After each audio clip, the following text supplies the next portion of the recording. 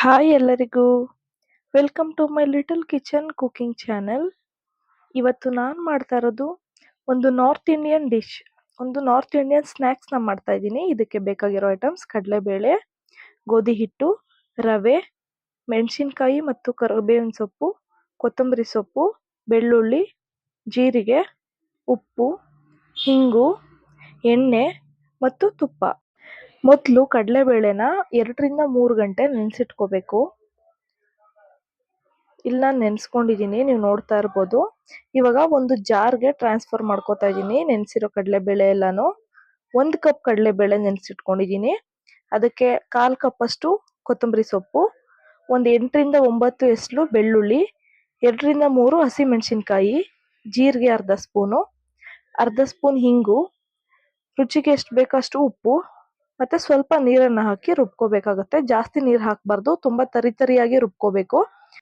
ಆಮೇಲೆ ಇನ್ನೊಂದು ಪಾತ್ರೆಗೆ 1 ಕಪ್ ಅಷ್ಟು ಗೋಧಿ ಹಿಟ್ಟು, 1/4 ಕಪ್ ಅಷ್ಟು ರವೆ, ರುಚಿಗೆ ಬೇಕಾಗಿರೋಷ್ಟು ಉಪ್ಪು ಮತ್ತೆ ಅರ್ಧ ಸ್ಪೂನ್ ಅಷ್ಟು ತುಪ್ಪ ಹಾಕೊಂಡು ಮಿಕ್ಸ್ ಮಾಡ್ಕೊತಾ ಇದ್ದೀನಿ.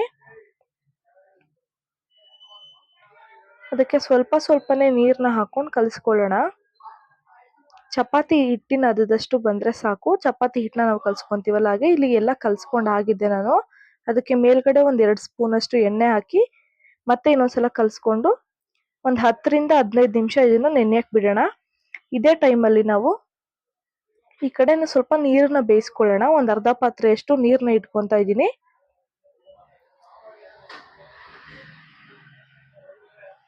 ಇವಾಗ ಗೋಧಿ ಹಿಟ್ಟು ನೆಂದಿದೆ. ನಾವು ನಾರ್ಮಲ್ ಆಗಿ ಚಪಾತಿ ಹಿಟ್ಟನ್ನ ಹೇಗೆ ಕಲ್ಸ್ಕೊಂತೀವೋ ಆ ಕಲ್ಸ್ಕೊಂಡ್ರೆ ಸಾಕು. ಇವಾಗ ನಾನು ಒಂದಷ್ಟು ಹಿಟ್ಟನ್ನ ತಗೊಂಡು ಚಪಾತಿನ ಹೇಗೆ ನಾವು ಒತ್ಕೊಂತೀವಿ ಆಗ ಒತ್ಕೋತಾ ಇದ್ದೀನಿ.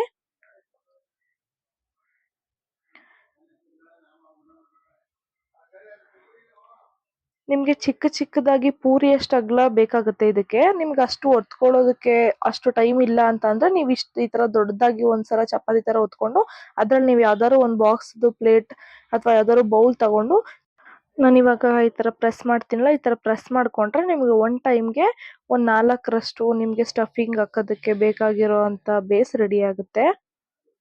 ನೋಡಿ, ಇವಾಗ ಒಂದು 4ರಷ್ಟು ಮಾಡ್ಕೊಂಡಿದ್ದೀನಿ. ನೀವು ಇದೇ ತರ ಎಲ್ಲ ಚಪಾತಿನೂ ಹಿಟ್ಟನ್ನು ಇದೇ ತರ ಒತ್ಕೊಂಡು ನೀವು ಈ ತರ ಕಟ್ ಮಾಡಿ ಇಟ್ಕೋಬಹುದು. ನೀವು ನೋಡ್ತಾ ಇರ್ಬೋದು, ನಾನು ಎಲ್ಲಾನು ರೆಡಿ ಮಾಡ್ಕೊಂಡು ಇಟ್ಕೊಂಡಿದ್ದೀನಿ ಅದೇ ತರ.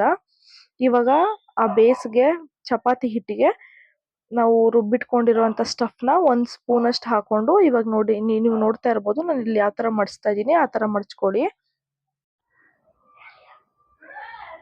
ನಾನು ಇದೇ ತರ ಎಲ್ಲಾ ಹಿಟ್ಟನ್ನು ಎಲ್ಲಾ ಸ್ಟಫಿಂಗ್ನು ಹಾಕಿ ಇದೇ ತರ ಮಡ್ಚಿ ಇಟ್ಕೊಂಡಿದ್ದೀನಿ.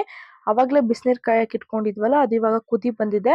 ಅದಕ್ಕೆ ಒಂದು 2 ರಿಂದ 3 ಸ್ಪೂನ್ ಅಷ್ಟು ಎಣ್ಣೆ ಹಾಕಿ ನಾವು ರೆಡಿ ಮಾಡಿ ಇಟ್ಕೊಂಡಿರೋ ಸ್ಟಫ್ನೆಲ್ಲನು ಅದ್ರೊಳಗಡೆ ಹಾಕ್ತಾ ಇದ್ದೀನಿ. ಒಂದು 4 ರಿಂದ 5 ಅಷ್ಟು ಹಾಕ್ತಾ ಇದ್ದೀನಿ ನಾನು. ಇನ್ನು ಮಿಕ್ಕಿದ್ದು ಆಮೇಲೆ ಹಾಕೋತೀನಿ. ಇದಕ್ಕೆ ಎಷ್ಟು ಹಿಡಿಯುತ್ತೋ ಅಷ್ಟು ಹಾಕೊಳ್ಳೋಣ. ಫ್ರೀಯಾಗೆ ಸ್ವಲ್ಪ ಬೇಯಬೇಕು ಅದು.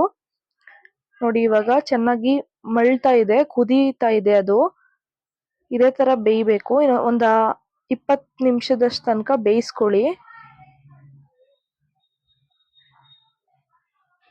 ನೋಡಿ, 20 ನಿಮಿಷ ಆಗಿದೆ. ಇವಾಗ ರೆಡಿ ಆಗಿದೆ ಅದು.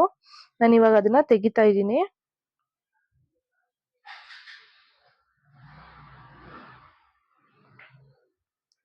ನಾವು ತೆಗೆದು ಒಂದು ಪ್ಲೇಟಲ್ಲಿ ಹಾಕಿ ಒಂದು 10 ನಿಮಿಷದ ತನಕ ಅದನ್ನ ತಣ್ಣಗಾಗೋದಕ್ಕೆ ಬಿಡಬೇಕು. ನೋಡಿ, ಇವಾಗ ತಣ್ಣಗೆ ಕೂಡ ಆಗಿದೆ. ನಾನು ಅದನ್ನ 2 ಭಾಗ ಮಾಡ್ಕೊತಾ ಇದ್ದೀನಿ. ಒಂದರಲ್ಲಿ 2 ಪೀಸ್ ಮಾಡ್ಕೊತಾ ಇದ್ದೀನಿ.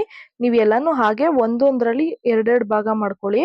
ಇವಾಗ ಇನ್ನೊಂದು ಬಾಣಲಿಗೆ ತುಪ್ಪ ಹಾಕ್ತಾ ಇದ್ದೀನಿ. 2 ರಿಂದ 3 ಸ್ಪೂನ್ ತುಪ್ಪ, ಜೀರಿಗೆ ಮತ್ತೆ ಸ್ವಲ್ಪ ಸಾಸಿವೆ ಮತ್ತೆ ಕರಿಬೇವಿನ ಸೊಪ್ಪು ಹಾಕ್ತಾ ಇದ್ದೀನಿ.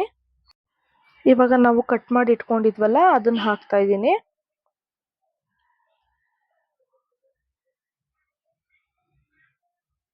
ಇದೆಲ್ಲಾನು ಹಾಕೊಂಡು ಅದ್ರ ಮೇಲೆ ಒಂದು ಅರ್ಧ ಸ್ಪೂನ್ ಅಷ್ಟು ಅರಿಶಿನ, ಒಂದು ಅರ್ಧ ಸ್ಪೂನ್ ಅಷ್ಟು ಚಿಲ್ಲಿ ಪೌಡರ್ ಹಾಕಿ ಚೆನ್ನಾಗಿ ಇದನ್ನ ಮಿಕ್ಸ್ ಮಾಡ್ಕೊಳ್ಳೋಣ. ಸ್ವಲ್ಪ ನಾವು ಹಾಕಿರೋ ಮಸಾಲ ಎಲ್ಲ ಸ್ವಲ್ಪ ಹಿಡಿಬೇಕು, ಅದಕ್ಕೆ ಚೆನ್ನಾಗಿ ಮಿಕ್ಸ್ ಮಾಡ್ಕೊಳ್ಳೋಣ. ಇವಾಗ ಆಲ್ಮೋಸ್ಟ್ ರೆಡಿ ಆಗಿದೆ ಇದು. ಇವಾಗ ಇದು ರೆಡಿ ಆಗಿದೆ. ನಾನು ಇವಾಗ ಇದನ್ನ ಒಂದು ಪ್ಲೇಟ್ಗೆ ಸರ್ವ್ ಮಾಡ್ಕೊತಾ ಇದ್ದೀನಿ.